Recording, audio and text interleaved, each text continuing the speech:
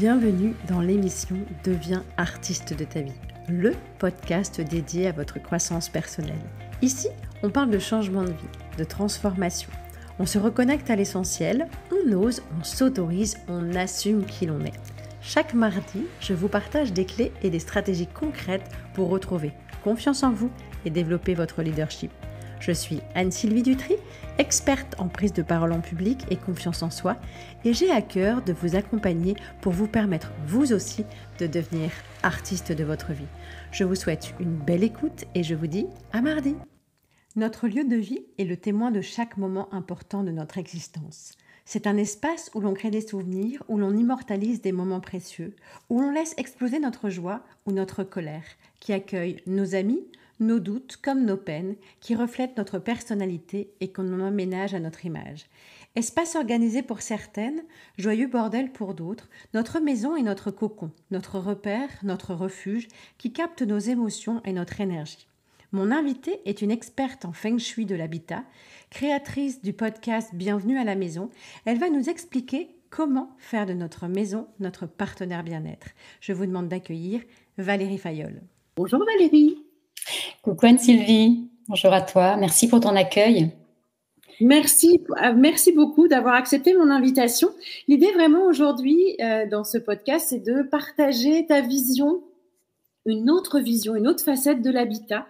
Parce qu'en fait, c'est vrai qu'une maison, on en a tous une, logiquement. Il y a des gens qui sont nomades et t'en parleras peut-être un peu.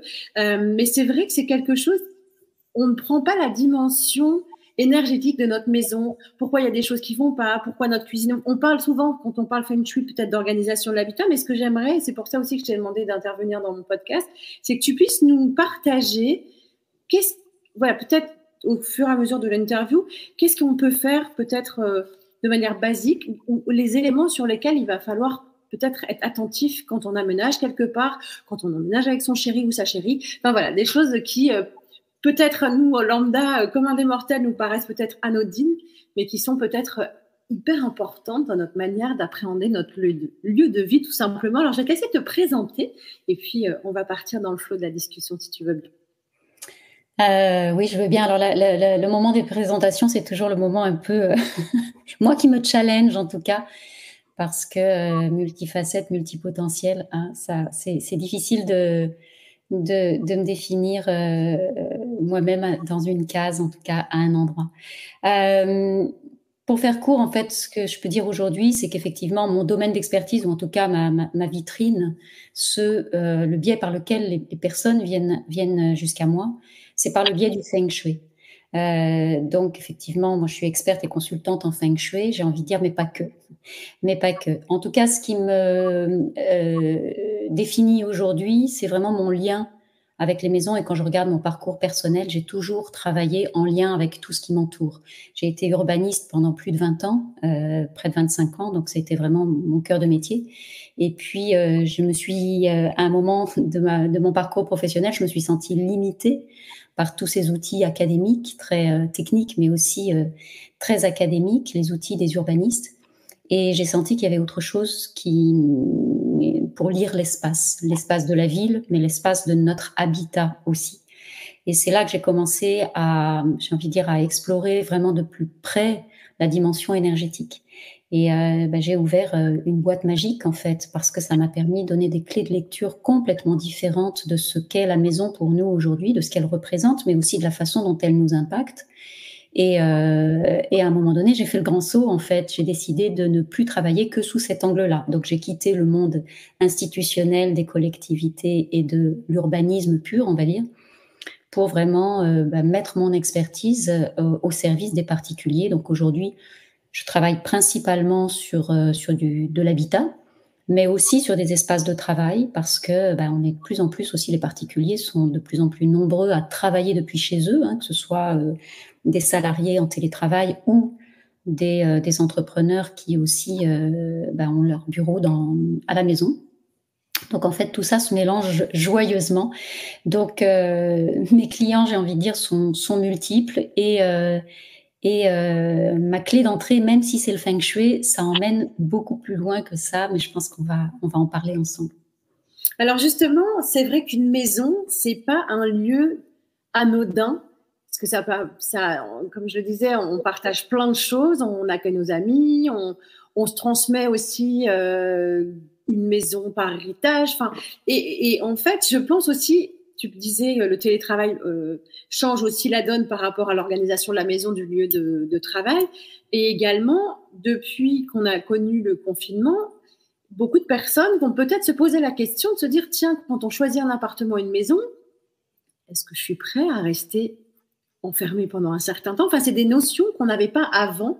Et je pense que ça nous a amené chacun et chacune à nous dire, est-ce que mon espace de vie me convient? Est-ce que aujourd'hui j'ai besoin d'un espace, d'avoir de la visibilité sur l'extérieur, d'avoir des grandes baies vitrées? Enfin, ce sont des choses, à mon avis, je ne sais pas ce que tu en penses, qui ont peut-être aussi changé notre perception dans l'appréhension d'acheter une maison ou d'acquérir un appartement ou juste de prendre une location. Parce que je ne sais pas si l'énergie change en étant locataire, propriétaire, je ne sais pas, tu nous diras. Voilà, moi ce que j'aimerais, c'est que tu nous dises, voilà, comment, déjà, est-ce qu'il y a des choses qui sont importantes quand on arrive dans une maison, quand on veut choisir une maison, qu'est-ce qui va être essentiel ou important par rapport à nous, notre énergie, comme tu dis, ou ce que le lieu dégage? Parce que parfois, il y a des endroits où on se sent... ça va pas du tout. Au contraire, il y a des endroits, ne serait-ce que changer une couleur d'une maison, où tu te dis, t'as des gens chez qui tu vas, tu te dis, ouais, je me sens très bien, enfin, c'est chaleureux. Et ça, c'est lié justement à toute cette énergie, l'organisation de l'espace. Est-ce que tu peux nous expliquer un petit peu qu'est-ce qui fait qu'on se sente bien ou au contraire qu'on a juste envie de fuir de certains endroits?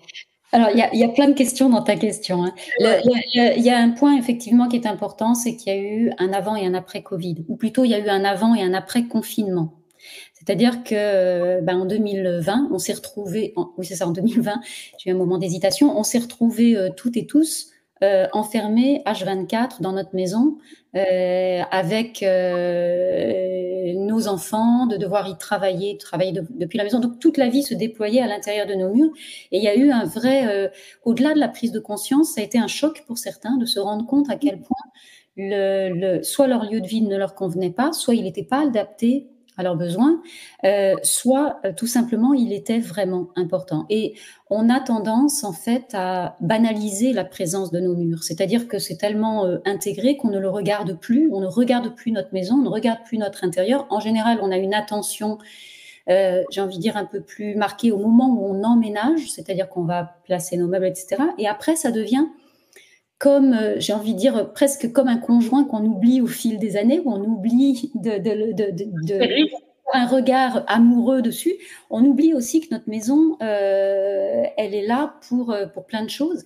Et donc, on va plus voir de la même façon, ou alors on va voir ce qui dysfonctionne uniquement, et on ne va plus prêter la même attention à notre maison. Donc là, ce moment du confinement nous a amené effectivement à avoir cette prise de conscience sur l'importance de la maison. Il y a eu des changements de comportement, des changements dans les désirs, dans les projections, dans les attentes. Il y a beaucoup de gens d'ailleurs, quand on regarde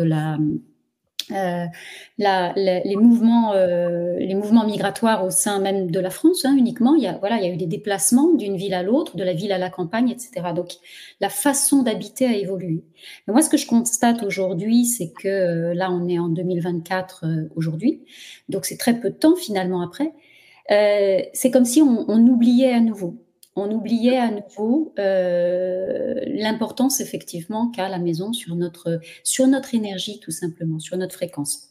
En fait, la maison, ce qu'il faut bien voir, c'est que on y passe énormément de temps. Même quand on n'y travaille pas, au bas mot, on va au moins y dormir. Donc, on va au moins y passer 8 à 12 heures par jour. Donc, c'est un tiers à la moitié de notre temps qu'on passe à l'intérieur de ces murs-là. Si on vit dans une maison qui est à basse fréquence ou qui ne correspond pas à nos besoins ou à laquelle on ne prête pas attention et qu'on la considère juste comme 4 murs et un toit, c'est notre vitalité en fait qui va être directement impactée par ça.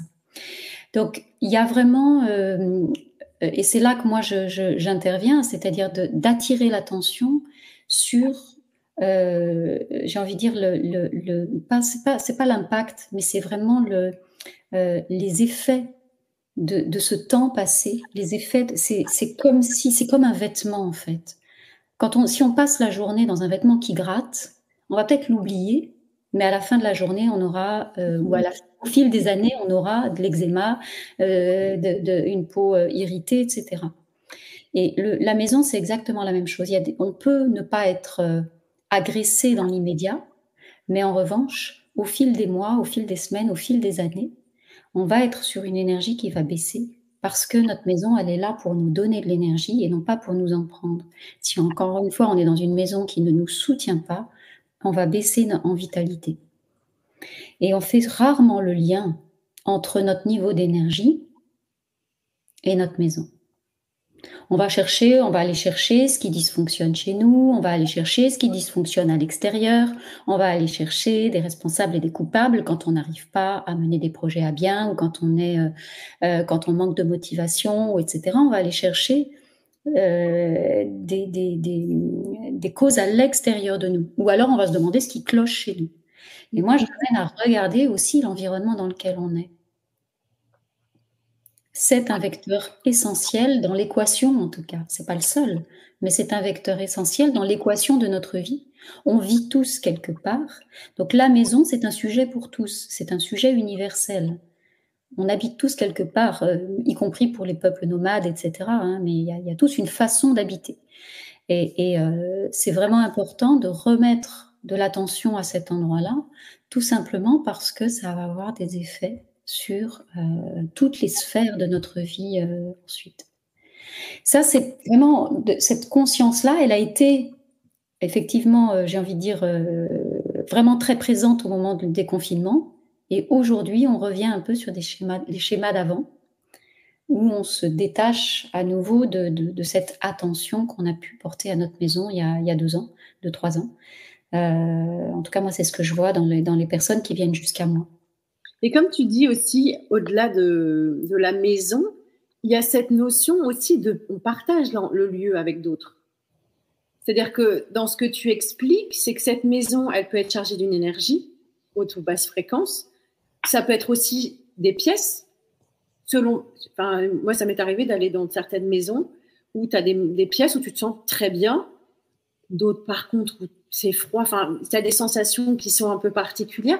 Est-ce que c'est lié aussi aux personnes qui habitent cette maison? Parce que comme tu dis, elle peut nous plomber ou nous baisser notre énergie, mais est-ce que nous, on peut en amener, ou le fait d'amener des énergies négatives de l'extérieur, ça peut jouer aussi sur tout ça, ou les gens qui viennent chez toi tout simplement? Il y a plusieurs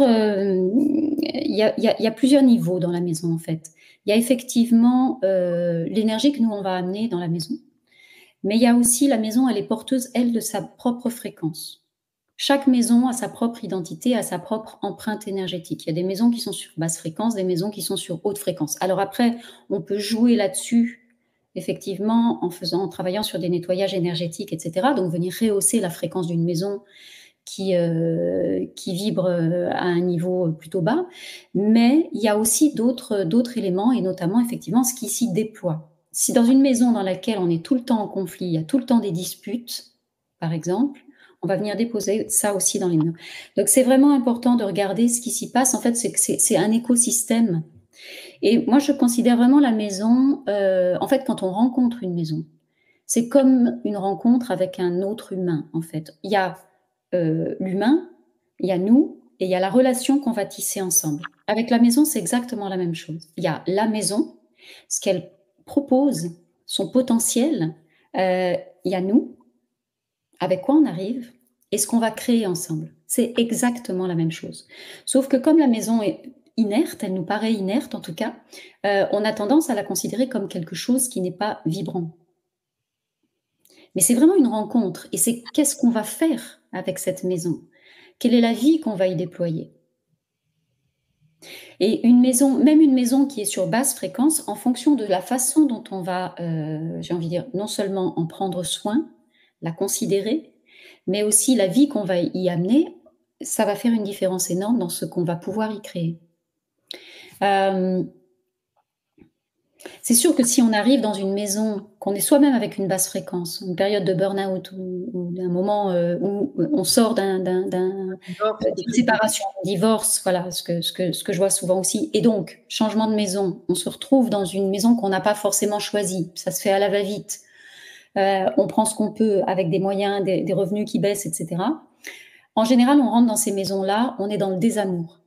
On est dans un moment difficile déjà pour nous, mais on rentre dans cette maison-là un peu par défaut. Donc, c'est comme si la relation, elle est biaisée dès le départ. Et on va faire plein de reproches à cette maison qui est moins bien que celle d'avant, trop petite, trop sombre, trop, etc., etc. Pas assez, il n'y a pas assez de chambres pour les enfants. Et voilà. Et donc, il va y avoir tendance à comparer sans arrêt cette nouvelle maison qui est moins avec la maison de l'ancienne vie.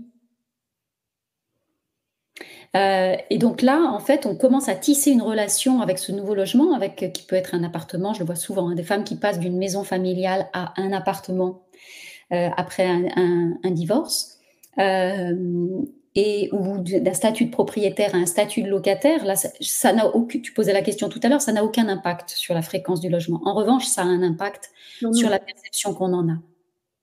C'est ça qui joue dans l'équation. Le logement lui-même, en fait, on est occupant des lieux, quel que soit le statut d'occupation.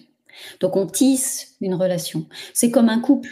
Le fait d'être marié, concubin ou hors mariage ne change rien, en fait, à la relation que tu vas créer avec ton conjoint. Donc, là aussi, c'est un statut d'occupation, le fait d'être propriétaire ou locataire. Mais j'entends plein de gens, effectivement, ta question, elle est tout à fait pertinente, parce qu'il y a des gens qui viennent à moi en disant « j'investis pas ma maison ou je m'en occupe pas parce que je suis locataire et je me donnerai les moyens quand je serai propriétaire ». Mais en attendant, tu vis dans cette maison-là, que tu sois locataire ou propriétaire, et ta vie, c'est à partir de là qu'elle se déploie, d'ici et maintenant. Donc, quels sont les moyens que tu te donnes pour que cette maison, ce soit vraiment une partenaire, une complice, un endroit où tu vas pouvoir aller chercher de l'énergie, un endroit à partir duquel tu vas déployer tes projets, parce que c'est de ça dont il s'agit. On crée notre vie à partir de l'espace dans lequel on est. Oui, et ce que tu dis, et j'aime beaucoup ton approche, c'est qu'en fait, c'est pas simplement, c'est pas quelque chose, enfin, on ne prend pas la mesure, en fait, et j'entends dans ce que tu partages, c'est que ça peut être aussi une maison on accueille les enfants jusqu'à ce qu'ils partent. Après, on se retrouve peut-être seul avec son conjoint ou sa conjointe dans une maison, on a élevé les enfants. Enfin, il y a tout c'est un témoin, c'est pour ça que je disais ça en préambule, c'est que c'est un témoin de vie. Et parfois aujourd'hui, alors on change de maison comme on change de métier ou de lieu, enfin de job, etc. Mais c'est vrai que c'est super important. Alors ça pourrait expliquer aussi cette notion d'énergie ou de fréquence, que parfois les gens disent c'est la maison, j'ai un coup de cœur, c'est la maison. Il faut, voilà, parce que parfois c'est compliqué. Alors je sais pas si on dit souvent parfois que les femmes se projettent peut-être plus facilement que les hommes, mais ça c'est complètement subjectif, parce que parfois il y a des personnes qui voient une maison et qui se disent, le commun des mortels va se dire, les volumes sont peut-être pas comme ça. Et en fait, il y a des personnes qui disent, mais c'est là où je vais déjà transformer tout ça. Est-ce que ça aussi, ça peut être un facteur de quelqu'un qui se dit, je vais absolument habiter là, parce qu'il y a justement cette connexion, certes invisible à l'instant T, mais qui se crée une connexion entre le lieu justement et la personne qui a envie d'y habiter? Alors, moi j'ai un autre regard là-dessus, j'appelle ça le piège du coup de cœur, justement. Parce qu'on peut avoir tendance à dire, oui, j'ai eu un coup de foudre, c'est la maison de mes rêves, j'y vais, bon, c'est la rencontre, la maison que j'attendais. Je vais faire le parallèle avec une rencontre amoureuse. D'accord ? Le coup, on l'a souvent, enfin, la plupart d'entre nous l'ont déjà vécu, le coup de foudre, qui, même s'il nous fait vibrer, mais ça ne veut pas dire que cette personne-là va être la personne avec laquelle on va avoir envie de construire sa vie, de tisser du lien sur la durée. La maison, c'est pareil. On peut avoir un coup de cœur. Et en fait, ce qui se passe souvent quand on a un coup de cœur, c'est que on est ébloui aussi par certains facteurs. Ça peut être la vue, ça peut être l'environnement, ça peut être, voilà, il y a des choses qui viennent activer notre système nerveux aussi, voilà, qui font écho chez nous à notre histoire, des choses qui nous font vibrer tout simplement, et on se dit, oh mon Dieu, j'ai envie de vivre ça tout le temps, tous les jours en me réveillant le matin. Mais en fait, c'est pas ce qui se passe. C'est-à-dire que souvent la maison coup de cœur, en fait, c'est une maison dans laquelle on va se sentir très très bien pendant un temps donné. C'est pas toujours le cas, hein, mais c'est ce qui se passe très très fréquemment. Et on peut être, par exemple, tu vois, avoir un coup de cœur pour une maison de vacances, ou avoir un coup de cœur pour un loft situé au 50e étage avec une vue extraordinaire. Mais en fait, c'est des endroits, si tu y vis à l'année, ils vont te tirer ton énergie vers le bas. Donc c'est vraiment d'avoir, quand il y a un coup de cœur, c'est toujours intéressant d'avoir cette information-là, mais c'est d'aller regarder cette maison au-delà du coup de cœur et de se projeter avec cet endroit-là, en se disant, OK, ma vie aujourd'hui, c'est quoi mes projets? Où est-ce que ça m'emmène? Parce que tu peux avoir un coup de cœur pour une maison qui est, en plein dans la campagne. Si tes projets à toi, c'est tisser du lien avec des gens chaque jour et cetera, tu vas avoir besoin d'être proche de l'urbain, tu vois? Donc c'est pas le coup de cœur qui doit te driver. En fait, et c'est là vraiment aussi où moi je travaille le plus et c'est absolument passionnant, mais on part des besoins des habitants. Et il y a beaucoup de gens aujourd'hui qui vont, définir leurs besoins à partir de leur maison. Alors que c'est l'inverse. C'est absolument l'inverse. C'est-à-dire même pour l'aménagement, le mobilier en fait, qui peut paraître très basique, hein, mais aujourd'hui beaucoup de personnes en fait cherchent à aménager leur maison sur des critères esthétiques, visuels uniquement. Donc on se réfère beaucoup au catalogue de déco ou sur des standards de déco qu'on retrouve dans des grandes chaînes de l'ameublement, tu vois? Pour se rendre compte, au bout du compte, qu'il y a des meubles qui sont là, qui prennent une place immense et qui ne servent jamais. Des canapés d'angle, des grandes tables pour recevoir 12 personnes, un bureau dans la chambre des enfants, et cetera. Alors que c'est absolument pas, ça ne correspond pas à la vie qui se déroule dans cette maison. Ça ne correspond pas aux besoins véritables des habitants. Donc et nos besoins évoluent en plus, hein, c'est même pas les besoins que j'ai aujourd'hui n'étaient pas les mêmes il y a 10 ans. Et ça change chaque jour. C'est-à-dire, en permanence, c'est vraiment requis d'aller revisiter notre projet de vie. C'est quoi ce que je veux déployer maintenant et comment ma maison peut être au service de mon projet de vie. Et non pas, je vais aménager ma maison et après je verrai. Oui, parce que je rebondis sur ce que tu dis, c'est qu'en fait, souvent, quand on déménage, on a nos meubles de l'ancienne maison, que ce soit qu'on passe du plus grand à plus petit, donc on doit se débarrasser. Et en fait, on réaménage un lieu de vie avec des meubles qu'on avait auparavant, comme tu dis, et on prend peut-être pas suffisamment le temps de se dire, sauf quand on part pour plus petit, on est obligé de le faire. Mais à l'inverse, on se dit peut-être pas, est-ce que cette commode de grand-mère, j'en ai vraiment l'utilité? Des fois, on garde ça parce qu'il y a une appartenance, un héritage, etc. Et je trouve intéressant le fait de se dire, oui, ben, je vais d'abord penser à mon projet, qu'est-ce que je veux y faire, et la maison, elle vient en soutien comme tout, ça pourrait être un partenaire de vie, comme tu dis, ou des gens qui ont envie de nous faire avancer. Alors justement, par rapport aux personnes qui font appel à tes services, Valérie, quelle est la première chose ou le premier, je ne vais pas dire symptôme, parce que c'est peut-être pas comme ça que tu vois les choses, mais qu'est-ce qui fait qu'à un moment donné, tu puisses te dire, si j'arrive pas à avancer, ce que tu disais au démarrage, ben, c'est peut-être parce que j'ai un truc qui va pas ou c'est l'extérieur. Ça va être quoi le premier indice, j'allais dire, de se dire, ce serait peut-être bien d'aller consulter quelqu'un comme Valérie parce que il y a un truc qui va pas. Ça va être quoi le premier déclic en fait pour tes clientes ou tes clients qui viennent te voir? En général, les personnes qui s'adressent à moi, qui viennent vers moi, ont déjà une sensibilité à leur environnement. Donc il y a le désir de prendre soin. Il y a beaucoup de femmes qui effectivement viennent vers moi parce que je pense que c'est aussi inscrit quelque part dans nos gènes c'est la notion de cocon, voilà. Il y a beaucoup d'attention aussi pour les enfants. Moi, je vois, hein, c'est d'offrir un lieu de vie à mes enfants, ça, je l'entends souvent. Mais ce qui peut éventuellement alerter, alors il y a plein de choses, il y a des moments clés où c'est vraiment important de prendre soin ou d'avoir une attention particulière en direction de sa maison quand on déménage, par exemple, quand on emménage. Donc là, c'est vraiment, ça devrait être, j'ai envie de dire, inscrit pour tout le monde. Mais en revanche, je vois, il y a des signes en fait où on n'a pas toujours le réflexe, mais où ce serait bon de regarder ce qui se passe dans la maison. C'est quand on est en perte d'énergie vraiment. Donc perte d'énergie, perte de vitalité et qu'on passe beaucoup de temps dans sa maison. Si on est tout le temps à l'extérieur et qu'on est en perte d'énergie, on peut se poser la question sur l'extérieur. Il y a également si on voit qu'on a du mal à inviter chez soi, qu'on a tendance à s'isoler. soit en invitant chez soi, soit en se repliant soi-même chez soi. C'est vraiment des marqueurs qui font que, en fait, comme si la maison devenait une espèce de cage dorée qui nous coupe du monde et qui nous coupe de la vie. J'entends plein de personnes me dire moi, je suis tellement bien chez moi que j'ai plus envie d'en sortir. Moi, je dis ta maison, elle fait pas le job. Si tu n'as plus envie d'en sortir, ta maison, elle fait pas le job.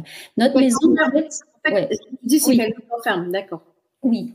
Alors que les habitants peuvent être très fiers de ça, tu vois, en disant mais je me sens tellement bien chez moi, j'en ai fait un endroit super agréable, j'ai plus besoin du reste du monde. C'est vraiment ça, c'est un signal d'alerte aussi, parce que la maison, en fait, elle est là pour nous donner de l'énergie, pour ensuite porter nos projets dans le monde, pour ensuite aller les développer ailleurs que dans notre sphère intime, tu vois. Donc, c'est vraiment de pouvoir faire cet aller-retour permanent entre l'intérieur et l'extérieur, entre le monde et l'intimité de notre maison. C'est vraiment quelque chose d'important. Mais la maison, elle doit favoriser le retour. Donc, les personnes qui n'ont pas envie de rentrer chez elles parce que ça les angoisse, parce qu'elles ne se sentent pas bien, ça peut être des maisons où il y a beaucoup de disputes, par exemple. Donc là, rentrer le soir, ça donne pas envie, mais quand on a une maison, devrait donner envie d'y rentrer et envie d'en sortir. Et c'est les maisons qui sont vraiment haute fréquence, les maisons qui sont des maisons partenaires, des maisons complices, des maisons énergisantes, c'est pas des maisons dans lesquelles on ne se sent bien au point de ne pas vouloir en sortir. C'est des maisons qui favorisent le lien vers l'extérieur, c'est des maisons qui nous ouvrent vers le monde, c'est des maisons qui nous propulsent, c'est des maisons qui soutiennent nos projets. Pas des maisons dans lesquelles on va être convalescent ou enfermé, tu vois, avec la peur de l'extérieur. Il y a beaucoup cette confusion-là. Aujourd'hui, on regarde beaucoup, c'est une vision aussi qui est occidentale, hein, qui est très auto-centrée. On regarde l'intérieur de la maison, on regarde l'aménagement, mais on ne regarde pas ce qui se passe autour. En Feng Shui, il faut savoir que 70% de la qualité énergétique de ton logement dépend de l'extérieur de la maison. Ça dépend de l'environnement direct. Tu peux avoir une super belle maison, la maison du bonheur, une super belle maison posée au milieu d'un terrain vague, ce ne sera jamais la maison du bonheur. Oui, parce qu'il y a des intérêts. Enfin, ça peut être qu'est-ce qu'il y a autour en fait. Si elle est posée dans un environnement hostile, ce ne sera jamais la maison du bonheur. Quel que soit l'aménagement que tu fais à l'intérieur. Donc, c'est vraiment pas là que ça se joue. Et c'est dans cette capacité, c'est pour ça que je parle de maison complice, de maison partenaire, tu vois. C'est vraiment, qu'est-ce qu'on tisse ensemble? Comment je viens chercher de l'énergie à cet endroit-là, mais je m'y ressource. Et c'est comme dans on voit ça dans la nature, dans le règne animal, hein. Les animaux, ils ne restent pas enfermés, ils viennent se ressourcer dans la tanière et ensuite... Ce dont ils ont besoin, exactement. Et après, et ce que j'aime beaucoup dans ta manière d'appréhender les choses, c'est vraiment de prendre conscience de cet environnement. Tu parles de maison bien-être, et c'est vraiment ça, parce qu'en fait, oui, on passe un temps fou dans une maison. D'autant plus aujourd'hui, avec les enfants, il y a des pièces qui sont plus sympas, c'est vrai, plus sympas que d'autres. Ça peut être aussi, comme tu dis, l'aménagement, parce que comment dans la déco qu'on va y faire, etc. Mais c'est hyper important de se sentir bien. Est-ce que ça peut être lié aussi, quand tu dis perte d'énergie, est-ce que on dort pas bien, ou ça n'a rien à voir avec on n'a pas l'impression de ne pas avoir un sommeil récupérateur, ou c'est pas forcément ça peut tout à fait être en lien. Alors il y a des pièces dans lesquelles on va mieux dormir que d'autres, mais souvent en fait on a des maisons qui sont très figées. D'abord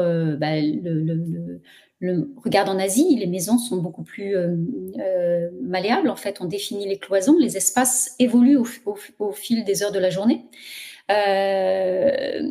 En France, en Europe, en tout cas, les maisons sont très formatées sur certains modèles. Et il y a ce que j'appelle la maison de la famille Cornflakes. Tu vois, à chaque fois, on a le même nombre de chambres, avec la chambre parentale pour les parents, tu vois, qui a un certain design, et puis les chambres d'enfants qui sont plus petites, etc. Donc, on a appris à modéliser la maison sur ce schéma-là. Mais nos besoins évoluent, la structure de la famille évolue, Et donc, et nous, on continue j'ai envie de dire, de déployer notre vie dans une perception de la maison qui reste figée. Donc, on va avoir beaucoup de mal, par exemple, à imaginer qu'on puisse changer de chambre. Oui. Et j'en ai posé la question justement parce que parfois on réaménage telle pièce, on se dit tiens, on va faire une chambre à cet endroit-là. Est-ce que c'est le bon endroit? Pas forcément. On se pose pas la question en termes de besoin vraiment. On va se poser la question en termes de praticité à l'instant T sur l'arrivée d'un nouveau bébé ou on se remet en couple avec quelqu'un, on recrée une famille recomposée, donc on doit réadapter. Enfin, et comme tu dis, il y a des histoires de vie. C'est-à-dire qu'on va peut-être remettre 2 enfants dans la même chambre ou enfin bref, faut composer avec l'environnement, avec la famille, avec les gens, les occupants, j'allais dire aussi, de cette maison. Alors, je vois que l'heure tourne. Par rapport à ça, et pour conclure, j'aimerais que tu nous parles un petit peu, je sais que tu as plusieurs programmes. Dans ta démarche, voilà, si les personnes, ça leur parle, s'ils ont envie de pouvoir, comment tu découpes un petit peu ça et ça peut être quoi le premier pas, j'allais dire, pour pouvoir aller à ta rencontre, ou en tout cas aller à la rencontre de sa propre maison? Alors, le premier pas, c'est vraiment de me rejoindre sur mon groupe Facebook parce que, en tout cas, les personnes qui ont envie de découvrir mon univers, ma façon de travailler et ma vision de la maison, c'est vraiment à cet endroit-là que je partage beaucoup de contenu qui est offert. Donc, ça permet, là, vraiment de commencer à s'ouvrir à cette autre perception de la maison. Vraiment, il y a besoin d'aller vers des prises de conscience d'abord. Avant de vouloir bouger les meubles, avant d'avoir des tips, hein, on demande des trucs et astuces. C'est vraiment pas de ça dont il s'agit. C'est de changer la perception d'abord et la conscience qu'on met sur notre maison. Donc ça, c'est vraiment sur mon groupe Facebook, donc ma maison Feng Shui, qu'on peut venir toucher ça du doigt. Et puis ensuite, c'est de prendre contact avec moi directement. J'ai effectivement plusieurs accompagnements. Alors, il y a mon programme phare dans lequel on fait tout le process jusqu'à de la sensibilisation à la connexion à nos murs. Donc, on apprend à écouter ce qui se passe dans notre maison, on apprend à l'observer, à regarder différemment, on apprend à faire le lien avec nos besoins. Donc, c'est ça qu'on va aller regarder, les besoins de tous les membres de la famille. Donc, et ensuite, on va réaménager l'espace. Mais ça vient, j'ai envie de dire, dans un deuxième temps dans le process. Ouais. Aujourd'hui, en fait, il y a beaucoup de gens qui voudraient tout de suite réaménager l'espace. Ok, on va faire les choses dans l'ordre. Et quand tu vas bouger ton mobilier, ce sera vraiment pour avoir une maison qui te soutient, en fait. C'est ça qu'on Et en conscience. C'est vraiment en conscience. Alors, vous allez retrouver, je vais mettre sous le podcast, vous allez retrouver toutes les informations pour contacter Valérie. En tout cas, merci infiniment pour ce partage. C'était très enrichissant et très instructif parce que c'est vrai que on se connaît depuis très longtemps et je voulais absolument que tu puisses partager aussi ton expertise parce que ça peut permettre à des personnes qui nous écoutent de se dire tiens, j'ai envie d'envisager mon habitat sous une autre facette. Donc, merci infiniment pour ce partage. Merci à toi, merci pour ton accueil. Je suis toujours super heureuse de te retrouver et encore plus honorée d'être là sur ton podcast. Et puis oui, j'ai envie de dire, portez attention en prenant soin de votre maison. C'est de vous dont vous prenez soin, en fait. Merci beaucoup. À très bientôt. Moi, je vous dis à mardi. Au revoir. Au revoir.